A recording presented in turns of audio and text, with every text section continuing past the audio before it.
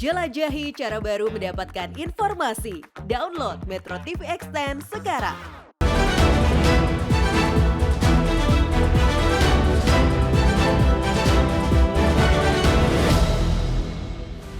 Halo, selamat malam pemirsa. Belum juga memasuki masa kampanye, publik dipertontonkan dengan bertebarannya baliho-baliho wajah para bacalek dari sejumlah partai politik, lengkap dengan nomor urut mereka. Setali tiga uang, aksi-aksi mendukung baca pres pun bermunculan di sejumlah daerah. Mereka berkilah ini hanya bentuk sosialisasi politik, bukan kampanye loh. Betul, memang KPU memperbolehkan sosialisasi politik bagi masing-masing parpol dengan syarat tidak ada ajakan untuk memilih seorang calon atau bahkan parpol. Inilah yang akan kami bahas dengan mensajikan dalam editorial pada malam hari ini, sosialisasi pemilu rasa kampanye. Bersama saya, Afiani Malik.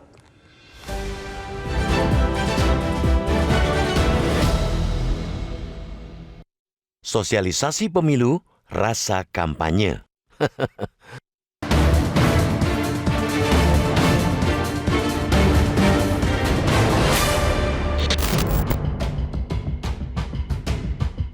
Pemilu adalah pertarungan kekuasaan. Lazimnya sebuah pertarungan atau pertandingan, ia tentu harus ada aturannya. Tidak boleh suka-suka atau semena-mena agar berlangsung adil dan setara.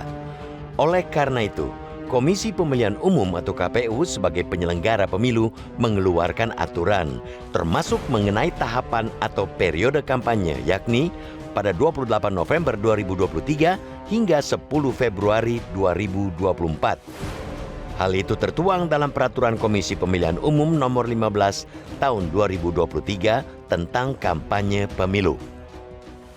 Dalam pasal 79, aturan tersebut mengenai sosialisasi dan pendidikan politik.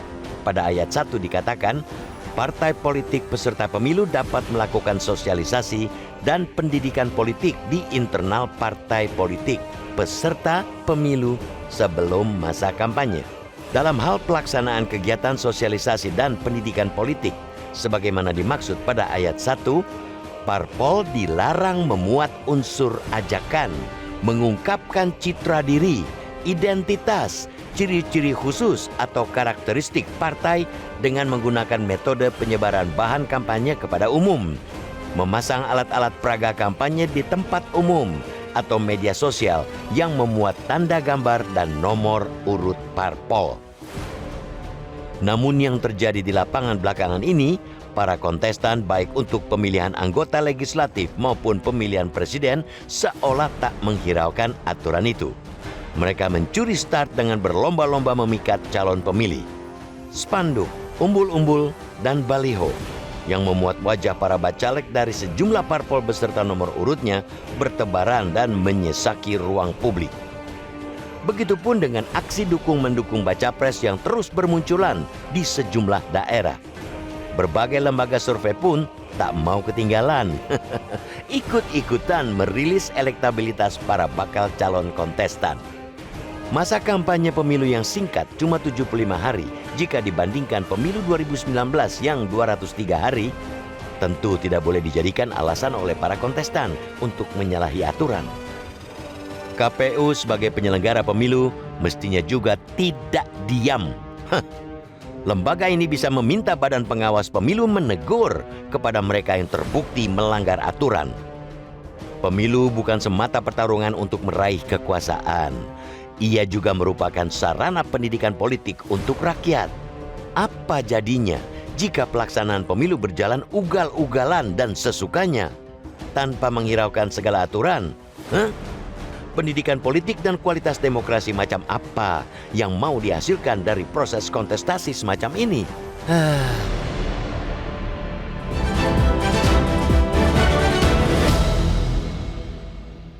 Dan pemirsa, itulah yang akan kami sajikan dalam editorial pada malam hari ini, sosialisasi pemilu rasa kampanye. Sudah bersama saya saat ini anggota Dewan Redaksi Media Group Gaudensio Soehardi. Bang Gauden, selamat malam. Selamat malam, Afi. Ini kok bisa kita tulis sosialisasi pemilu tapi rasanya beda, bukan rasa sosialisasi tapi rasa kampanye, Bang? Ya, kalau kita jalan-jalan, hampir di sepanjang jalan itu muncul muka-muka orang ya, dipajang di mana-mana. Walaupun secara estetika itu jauh sekali, apalagi secara etika. Jadi estetika nggak memenuhi, apalagi etika gitu ya. Malah merusak kota gitu ya. Betul. Jadi penuh sembarangan. Tapi apa yang kemudian kita kritik? Kan sosialisasi diperbolehkan. Ya, kembali aja kepada aturan KPU nomor 15 tahun 2023 yang diterbitkan pada 10 Juli 2023 itu jelas sekali di sana. Sebelum masa kampanye itu kan 28 November 2023 sampai 10 Februari 2024. Betul. Nah, sebelum 28 November itu yang boleh dilakukan oleh peserta pemilu itu cuma 2 kok. Sosialisasi dan pendidikan politik. Sosialisasi tidak, pendidikan politik juga tidak, yang ada malah kampanye. Jadi, tapi semua bisa dikatakan hampir semua partai politik melakukan itu, baik yang incumbent maupun yang penantang baru atau calon peserta yang baru.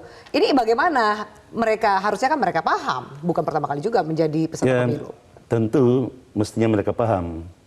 Tetapi di dalam kampanye kali ini, khusus di pemilu 2024, kampanye itu hanya 75 hari. Padahal di 2019 maupun pemilu-pemilu sebelumnya, kampanye itu selama 203 hari. Itu artinya ada pemadatan waktu, itu yang pertama.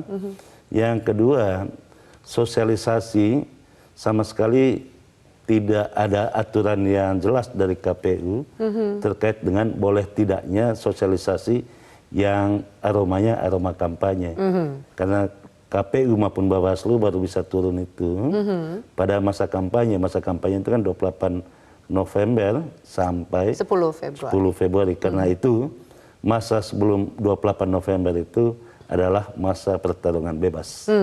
Kalau mau disemprit oleh KPU atau Bawaslu, ini kan berarti kena semprit semuanya nih, Bang Gaudens. Ya mestinya, tetapi ada juga kan orang yang menurunkan baliho calon presiden tertentu di tempat tertentu, tetapi calon presiden lain di tempat lain juga tidak diapa-apakan. Ada juga calon misalnya dilarang untuk mengadakan senam di stadion, tetapi yang lain boleh gitu.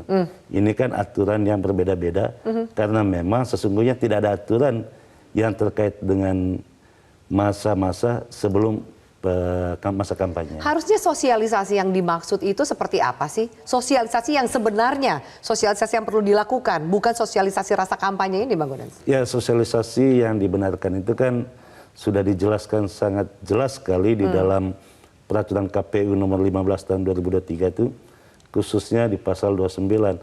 Sosialisasi yang dibolehkan itu ya pemasangan bendera itu boleh gitu ya. Tetapi ada aturan-aturan yang boleh dan tidak boleh. Begitu juga dengan pendidikan politik. Boleh melakukan rapat umum, tetapi harus dilaporkan ke KPU atau Bawaslu 1 hari sebelumnya. Yang ada sekarang kan bukan rapat umum, tetapi rapat raksasa di jalan raya gitu. Ada calon yang hobinya lari, mengumpulkan massa gitu. Ini kan bentuk-bentuk kampanye yang terselubung. Gitu. Nah, apa yang perlu dilakukan sampai nanti kemudian 25 November yang sebenarnya memang sudah ditetapkan menjadi tanggal kampanye? Kalau sekarang, maaf ya, kita sudah melihat kanan kiri jalanan, bahkan dekat di tempat-tempat publik, dekat-dekat komplek perumahan, itu wajah caleg, kemudian logo parpol, nomor urut ada. Siapa yang harus bertanggung jawab dan siapa yang bisa disalahkan? Ya, kalau mau jujur, inilah kelemahan undang-undang pemilu kita yang tidak mau direvisi untuk pemilu 2024. Nah, kelemahan-kelemahan ini akan terus terjadi. Sosialisasi muka orang itu kan bukan hanya kali ini ya, bahkan 2-3 tahun lalu sudah mulai gitu, di mana-mana muncul gitu ya. Banyak sekali muka orang di pohon-pohon itu berkelantungan gitu. Nah, hal-hal seperti ini tentu yang saya katakan tadi, estetikanya tidak menarik, etikanya tidak, apalagi bukan wajah fotogenik gitu ya. Estetika enggak, etika enggak, fotogenik juga enggak. Enggak ada juga pendidikan politiknya. Ya kadang-kadang kalau saya pribadi lihat banyak muka orang di pinggir jalan, kalau di jalan raya itu kan sebetulnya itu kan area publik ya. Malah menakutkan lihat terlalu banyak wajah orang di pinggir jalan itu ya. Atau malah sebel, nggak sampai lah mereka mau sosialisasi. Sampai takut tuh kata sebel itu. Nah, lalu Bang Gaudens, kita tahu nih, anggaplah kemudian peserta pemilu, mereka juga kan ini sebenarnya membuat undang-undang ini di DPR. Apa mereka pura-pura nggak tahu? Sementara Bawaslu juga pura-pura nggak lihat. Bagaimana dengan masyarakat sendiri? Bagaimana masyarakat bisa memperjuangkan hak mereka untuk mendapatkan tahapan sesuai dengan aturan dan juga ruang publik yang bebas dari hal ini. Ya, penyelenggara pemilu itu baik KPU maupun Bawaslu itu menutup matanya, tidak hanya mata, telinga pun ditutup gitu kan. Kalau orang melapor juga tidak. Semuanya mata tutup, telinga tutup, ya. Mulut pun tutup karena nggak berani atau untuk dia menegur. membukakan mata, menulikan telinganya. Ya. Nah, kepada siapa kita berharap? Tentu di sini pemerintah daerah yang mestinya berperan. Daerah mana saja di wilayahnya dengan mempertimbangkan estetika dan etika yang boleh dipasang dan tidak boleh pasang baliho yang terkait dengan kampanye misalnya. Jadi penentuan zona, penentuan titik-titik tertentu yang memang boleh atau tidak itu yang harus kemudian dipertegas oleh pemerintah daerah. Lah kalau kepala daerahnya nyalon juga gimana? Agak susah nih. Justru itu saya katakan memang harus dengan jujur kita katakan undang-undang pemilu itu perlu diperbaiki.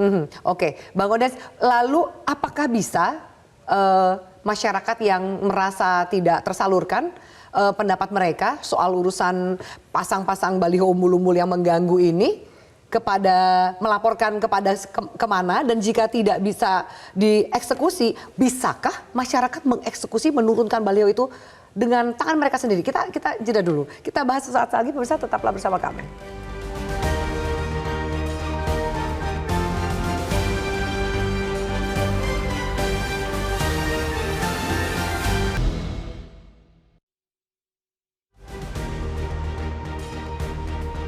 Pemilu rasa kampanye. Ada pakar politik Lusius Karus yang mengatakan KPU selalu mengatakan peserta pemilu bisa menyebarluaskan informasi apapun kepada pemilih asalkan informasi itu tidak secara verbal mengajak pemilih untuk memilih.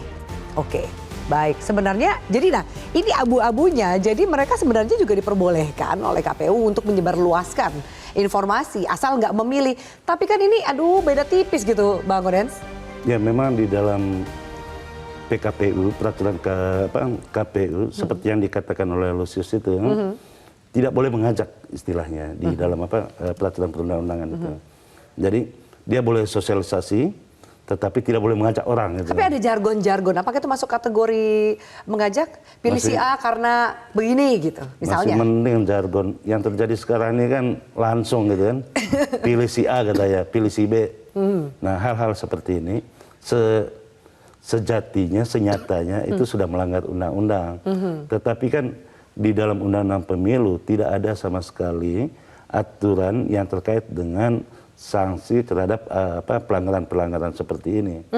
Baru ada sanksi itu setelah pemilu, kampanye masuk masa kampanye. Ya. Jadi apa yang bisa dilakukan dengan situasi kayak seperti ini? Ruang publik kita diisi oleh wajah-wajah yang tadi yang mengganggu lah, dan belum saatnya gitu. Janganlah kemudian pendidikan politik ini kan harusnya taat aturan. Janganlah kemudian memberikan pendidikan politik yang tidak baik. Salah satunya belum mulai pemilunya aja udah melanggar gitu loh, Bang. Ya, wajah caleg itu maupun capres itu tidak hanya ada di jalan raya ya.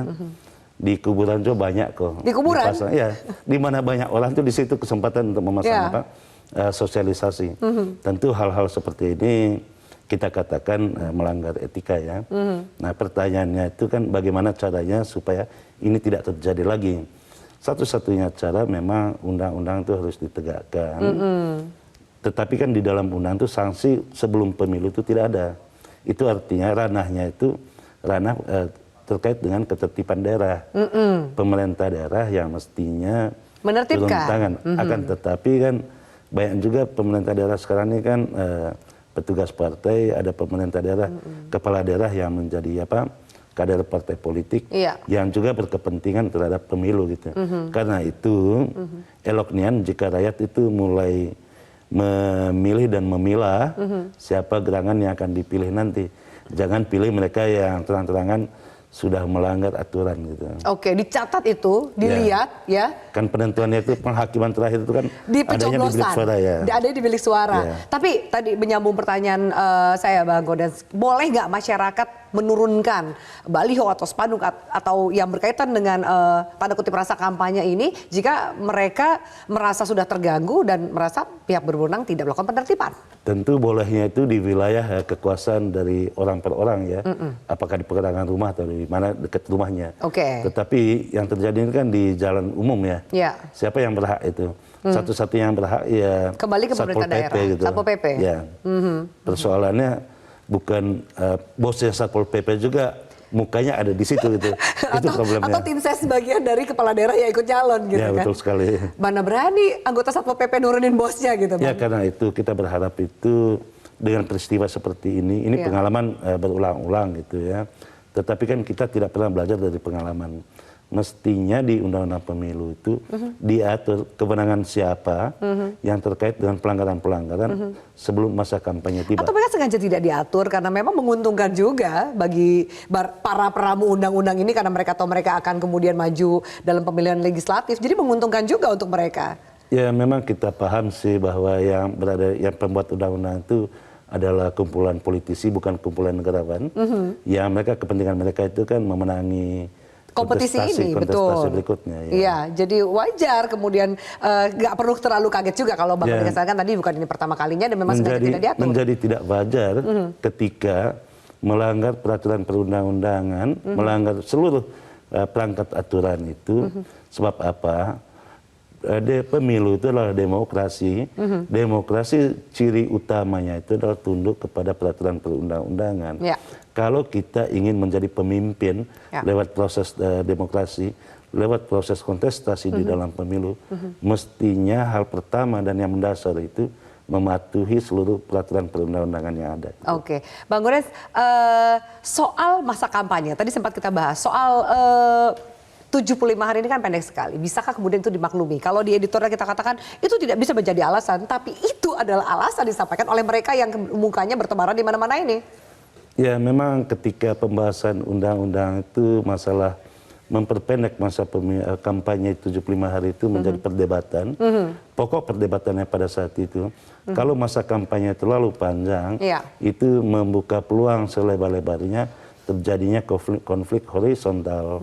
Karena itu masa kampanye itu diperpendek. Nah, akibat masa kampanye diperpendek itu, cenderung orang untuk melakukan sosialisasi dirinya sebelum masanya tiba gitu. Yang terjadi saat ini. Yang terjadi saat ini ya.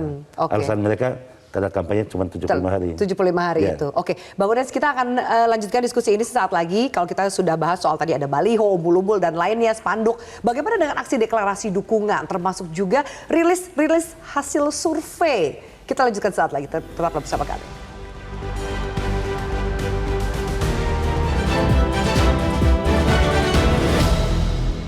Cara mudah mendapatkan informasi dengan satu sentuhan jari. Download Metro TV Extend.